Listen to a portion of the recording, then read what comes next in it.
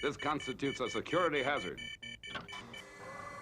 Hello everyone, Jack here. Welcome back to Security Hazard Minis. Today we're talking Joe 90. Haven't given this series a lot of love over here on Security Hazard Minis, but it is a Super Mario Nation classic, of course. So, not a lot of merchandise produced for Joe 90, but there were actually quite a few books.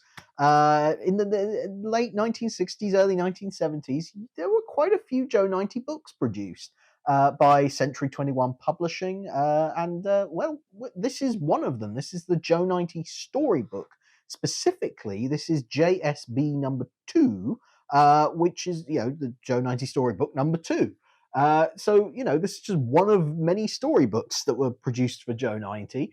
You could originally get it for, I believe there's a price inside here. This was published in, 1968 and originally cost 5 shillings. But basically, what this storybook is 2 stories with some illustrations inside. And, I've had a read through.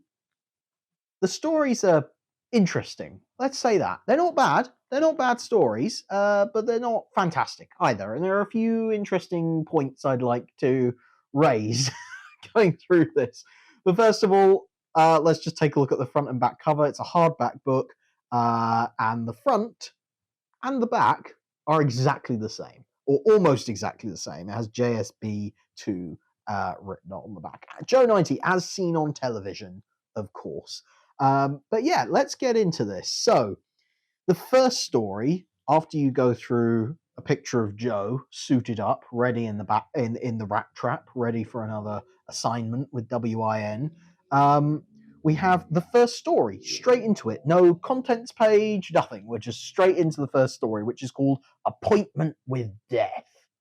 Yes. Continuing Joe 90's quite violent streak from the TV series. I will say the tone of both of these stories, so we have Appointment with Death and the other one is called The Big Steal. I would say the tone for both of these stories is very dark, very serious, very, very straightforward. Which, when you consider this is a storybook, to me, when I picked this up, I thought, oh, this will be quite light-hearted and maybe a bit fluffy, maybe not quite so dramatic as what we see in the TV series. No. This almost goes darker what you see in the TV series. It really, really does. The tone is quite grim, and the illustrations are also very kind of severe, I would say, in their art style. I mean, very dramatic, very exciting, beautifully painted, but the colors are also vivid but muted as well. I'm no artist, so I can't really describe these things very well, but I wouldn't say they're sort of bold technicolor. They're quite dark browns and greys and purple. Very, very kind of severe colors. So the whole thing has quite a grown up feel to it, or if not grown up, certainly, more grown up than, say, the 9-year-olds that Joe 90 I would have thought would be aimed at. They feel more like teenage fiction almost, at least to a modern reader. Obviously, these were published in 1968, so quite a different time, quite a different measure for what was and wasn't acceptable to put in a children's book at that time, but just really, really quite severe.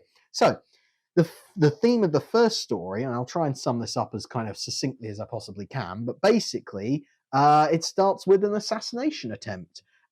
Basically, it's the Asian head of state has come to Australia, and someone tries to shoot him, and actually succeeds, while Sam Loover is watching. Sam Loover is there representing WIN, and completely fails to prevent a man from getting shot. So the man is rushed to hospital. Oh, first of all, the assassin escapes on a helicopter. And then the Asian head of state, whose name is, I don't have a full name on this page, but his name is Sci. And Sci is rushed to hospital. And basically, wouldn't you know it, he has a bullet lodged in his brain. And it's such a complex surgery. No one at the hospital knows how to do it, except for this one guy in Paris who knows how to do this kind of brain surgery. But oh no, he's really sick and really ill. So there's no one available to do the operation. Oh, wait.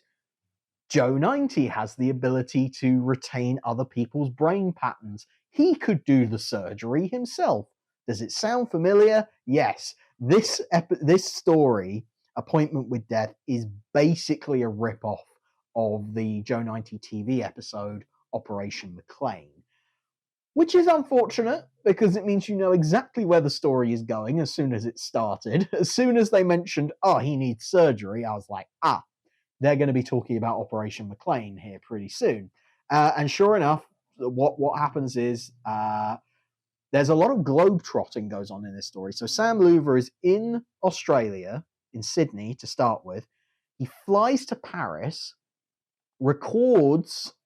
Now, this is interesting, but for argument's sake, I'm going to say he records the brain pattern of the surgeon, which is then transferred to Joe 90 in the Big Rat. And then Professor McClaine and Joe fly to Australia to go and perform the brain surgery. Sam Louver also flies back from Paris to perform the brain, to assist with the brain surgery. And all of this is supposed to take place within about a 12-hour window. I'm like, there's no way, even in the future, and obviously what year Joe 90 is set in is up for some debate, but the idea of Sam Louver being able to fly from Sydney to Paris, back to Sydney again, before this Asian head of state has died, it's a little bit of a stretch of the imagination. But we have to assume that at some point in Joe 90, there's a supersonic plane that can get them back and forth fast enough. Sure. Okay, fine.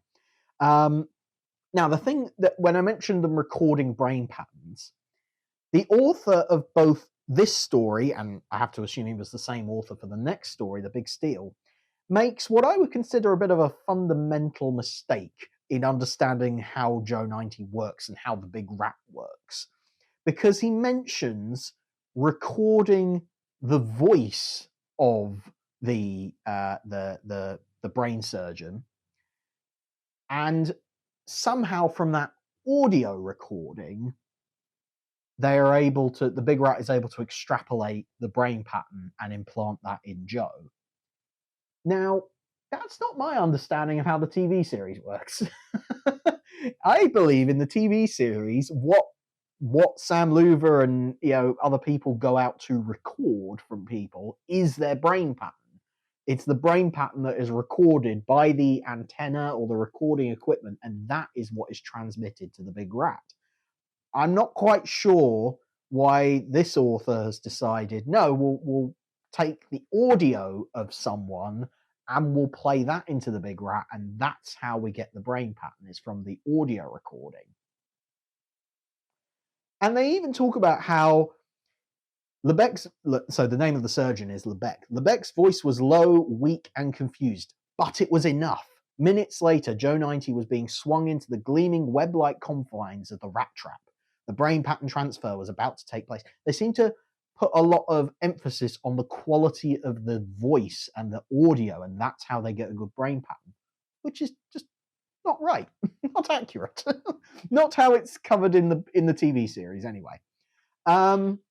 So meanwhile, while all of this is going on, in Sumatra, there is a gentleman who is Japanese, and it's made very, very clear that he is Japanese, and he executes the assassin who obviously failed to assassinate the Asian head of state. And they spend any time they describe. I mean, first of all, this villain is given no name. He is always referred to as the Japanese, and let's just say a lot of his villainy revolves around the fact that he is Japanese, which is obviously not an acceptable way of writing any character. And that is a theme that continues into the next story as well. It is not very sensitive to people's races at all. But anyway, the villain shoots the failed assassin dead, and he decides, right, I'm going to take matters into my own hands. I'm going to head to Australia now, and I'm going to, make sure that this Asian head of state gets killed. So Joe 90 arrives in Australia to do the operation on the Asian head of state. And unlike Operation McClaine, where everyone is a bit hesitant towards letting this 9-year-old boy do brain surgery, this hospital in Sydney, they've been briefed. They know that a 9-year-old is coming to do the operation, and they question it a little bit. They're told, they basically say, oh, this is a bit odd. And then they just kind of go with it. They're just fine. They just accept that this 9-year-old boy could do the surgery without any other explanation as to why that might be the case. So the surgery goes on, and, things get a bit complicated, basically. At this point, there's the patient starts to, everything's going well, and then the patient starts to bleed out. So a doctor goes out to go and get some blood, and then it turns out when he comes back, obviously this doctor is in a surgery gown and wearing a mask. When he comes back, it's not the same man. The doctor who went out to get the blood has now been replaced with the Japanese. And I have to put that in inverted commas, but the character has no other name. Anyway, the villain comes in, and he's come to sabotage the surgery. Fortunately, everyone comes in at that point. Sam Loover and Professor McClaine, who've been sat outside, realize what's going on, and they intervene. And basically, the villain gets pushed out of a window, and he falls 3 stories into the car park. And that's him dead, basically. But in the struggle, he took Joe's glasses and then fell out of the window. So then there's all this pressure put on. We've got to run down the stairs quickly and go and get those glasses back. And they make quite a big deal out of this, even though in your head you're just going, well, just run downstairs and go and get the glasses. Like, come on, let's stop dwelling on this. Let's just get on with it. So that's what happens. They run down, they go and get the glasses. The glasses haven't been broken, fortunately. And as we can see there, Joe gets his glasses back. And when they sit around at the table at the end, they basically sum up everything we already knew. The Asian head of state has been saved. The villain is dead. Joe 90 has done a fantastic job. And it ends with, it's just as well that we had a top man in that operating room. Sam? Professor McClaine smiled and patted Joe gently on the shoulder. A top man by the name of Joe 90. And then Joe says modestly, a man? Heck, Dad, I'm only 9 years old. Summing up the whole point of the series there. So, anyway, quite an exciting story. It goes into a lot of detail about the surgery and the man getting shot and people having really horrendous, violent injuries done to them. It goes into a lot of detail about that, which I wouldn't expect from a storybook, which I would have thought you would read to a child maybe at bedtime. No. You do not want to read this to a child at bedtime. Anyway, the next story, The Big Steal, I'm pretty sure written by the same author. It has the same tone to it, which is quite dark, and it has the same sort of turns of phrase about it. But this one's really interesting. I would say of the 2 stories, I probably prefer this one. It definitely still borrows certain elements from the TV series, but by and large, it's a pretty solid standalone story. So it's called The Big Steal, and it starts with a man. We don't know who he is. He breaks into Professor McClaine's cottage. He breaks into the laboratory, and his goal is to steal the plans of the Big Rat. So quite similar to Angela Davis in Three's a Crowd, in the TV episode Three's a Crowd. But this man, what's odd about him is he seems to keep getting this buzz in his head, and he's quite disorientated the whole time. And Professor McClaine has actually installed a new security device in the laboratory to electrocute anyone who comes in, electrocute them to death. That is the security system. But because this man is, disorientated, something weird is going on with him. He just takes it. He just takes the electric shock and runs straight out of the laboratory. He's got the plans. He's away. He's off. rather than suffering through the pain of getting an electric shock and dying, he manages to escape. Joe and Professor McClaine return to the cottage. Joe has been away in Scotland doing some marksman training, making sure he can shoot straight, which is, you know, a good idea as a WIN agent. And yeah, they head back in and they realize, oh, the plans of the Big Rat have been stolen. What can we do about this? Well, fortunately, the criminal phones up the cottage and basically sets out his demands. You know, he wants so much cash sent to him. I think he says he wants it floated down the river. He wants some cash sent to him in exchange for the plans for the Big Rat. But again, because this author seems to think that having an audio recording of someone is enough to extrapolate their brain pattern, basically Joe records the phone call, and from that, somehow, I don't know how, they are able to get the guy's brain pattern. And so Joe adopts the brain pattern of the person who's just stolen the plans, and using that is able to learn more about him so that WIN can go and catch the guy. But Joe also experiences the buzzing in his head.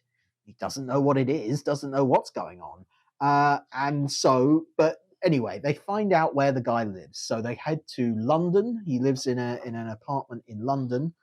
And they rush into his house in London, Joe, Sam, and the professor. And I can't remember exactly what happens. I think the guy gets shot. Oh, basically, another man comes running out of the house and has killed or attempted to kill this thief. And they're basically able to talk to the guy a little bit about what's been going on. And well, it turns out they realize, oh, this thief was hypnotized. That's why he had the buzzing in his head. That's why he was able to bypass the electric shock. It's because he was being controlled. Someone led him, to do these things. It was doing it against his will. Now, at that point, you read it and you go, come on. Hypnosis? Really? That's how you're going to write through this story? Okay. So it's a little bit, it stretches the imagination. But then again, it's Joe 90, so why not? But anyway, hypnosis is the reason why this guy did the crime. But there's obviously who was hypnotizing him, who was in control of him the whole time. And well, they sort of realize through a bizarre sequence of events that the guy was under the hypnosis of someone in Switzerland.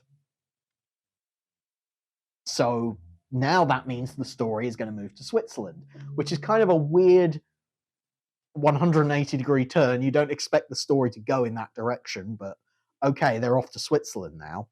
And WIN has an agent in Switzerland whose name, I believe, let me see if I can find it. I'm trying to read through. I'm trying to make sure I get the name right. His name is Heinz Schultz. And you guessed it, he is something of a European stereotype. His name is Heinz Schultz, and he is a WIN agent. And basically, Joe 90 has to go out to Switzerland with the brain pattern of a mountaineering expert, and they go up a mountain in Switzerland to try and track down the villain who stole the plans of the Big Rat. But shocking twist, it turns out the WIN agent, Heinz Schultz, he was the villain all along. Yes, I know. And it means that, unfortunately, we get a long monologue from Heinz Schultz, which is literally written in a German accent. My colleagues and I have labored long and hard to build our cell in this mountain. That's literally how it's written. Which again is a bit unfortunate, but you know, that's what they felt was acceptable at the time. So anyway, to cut a long story short, Joe triggers an avalanche and that is how they end up killing the double agent and therefore securing the safety of the plans of the Big Rat. What's weird is at the very end of the story, which I realize I'm skipping ahead now, the very end of the story, there is a brief mention that at some point, Sam Loover and other WIN agents are going to have to go back to dig through the snow that has crashed down from this avalanche, and they're going to have to dig out the microfilm. But for now, everyone's dead. You know, those plans are buried somewhere deep in the snow. So basically, no security risk whatsoever. And that's how the story ends. And that's that. So there you go. I know I've been kind of talking about this in quite a mocking tone, but they're actually, you know, they're pretty good yarns. You know, they're pretty good adventure yarns. They're exciting. They take the concept very, very seriously, but almost to a fault. Where you go, they take it seriously. They're taking it seriously. Oh no, they've done something ridiculous, like saying that the guy was hypnotized. What a shame. Or they make a big fuss about how someone's fallen out of a window and, oh, we've got to reach him in time. It's like, yeah, just run down the stairs and solve the problem. So they're pretty good stories. I'm pretty sure, as I say, they did do other Joe 90 storybooks, and you know, they're worth a read. You know, it's probably, I don't know, I think I was able to read through both of these in about half an hour or an hour or something like that. So there's not a lot to them. The fact that they only contain 2 stories is a little bit kind of, you know, really scrimping and scraping. But you know, overall not bad. So that was the Joe 90 storybook. I hope you enjoyed that. If you want to see more Joe 90 material, because it's a little bit of an underappreciated gem in the Jerry Anderson canon, if you want to hear more about Joe 90 here on Security Hazard Minis, do let me know in the comments down below. But otherwise, thank you very much for watching, and I'll see you in the next video. Bye for now. Security hazard negative.